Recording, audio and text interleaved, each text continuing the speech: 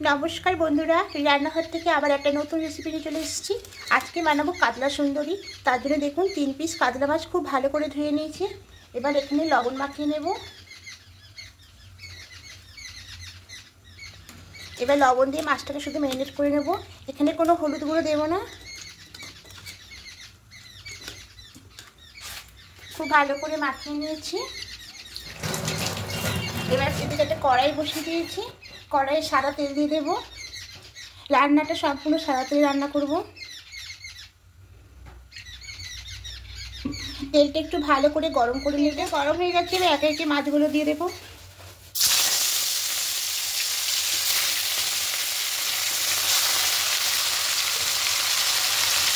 মাছের ওপিঠটা উল্টে নেব।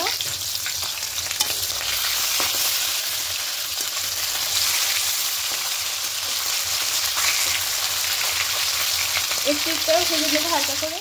এবার মাছটা নামিয়ে নেব।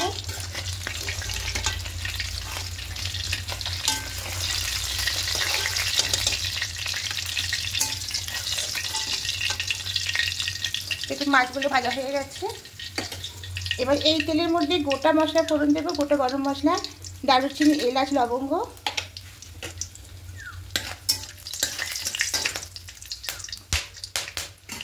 এবার এখানে একটা টমেটো আর একটা পেঁয়াজ পেস্ট করে রেখেছি, এটা দিয়ে দেবো।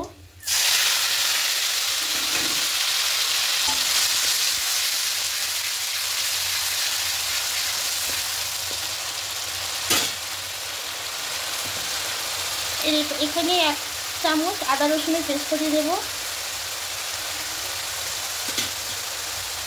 এবার খুব ভালো করে কষিয়ে নেব যতক্ষণ পর্যন্ত আদা রসুন আর টমেটোর পেস্টের কাঁচা গন্ধটা চলে যায়, ততক্ষণ সেগুলো কষে যাব।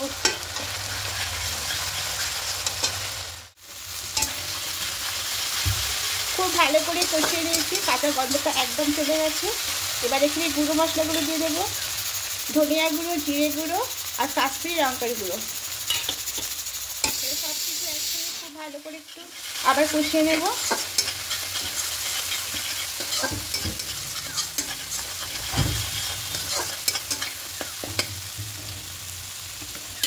এখানে পেস্ট করে রেখেছিলাম কাঁচা লঙ্কা, পোস্ত, সর্ষে আর চীনা বাদাম।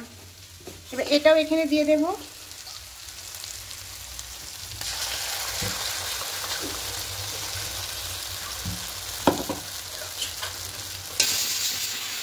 এবার খুব ভালো করে কষিয়ে নেব আবার।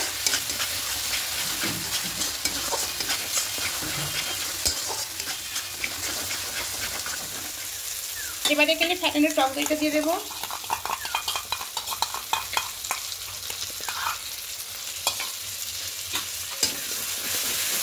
পরিমাণ মতো লবণটা অ্যাড করব।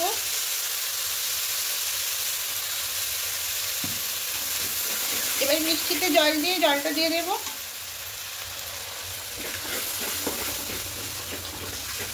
একটু ভালো করে একটু কষিয়ে নেব। এবার এখানে দইয়ের বাটিতে জল দিয়ে জলটা দিয়ে দেবো। আরও একটু অল্প জল দেব।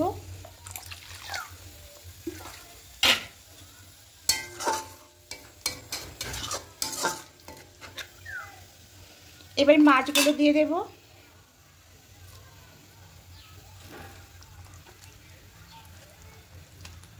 দুটো কাঁচা লঙ্কা দেব।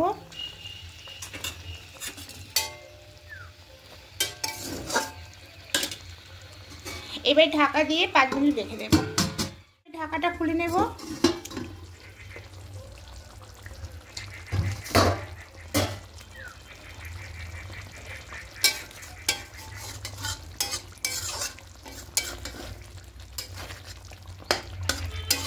এবার ঢাকা খোলা অবস্থাতে একটু রেখে দেব।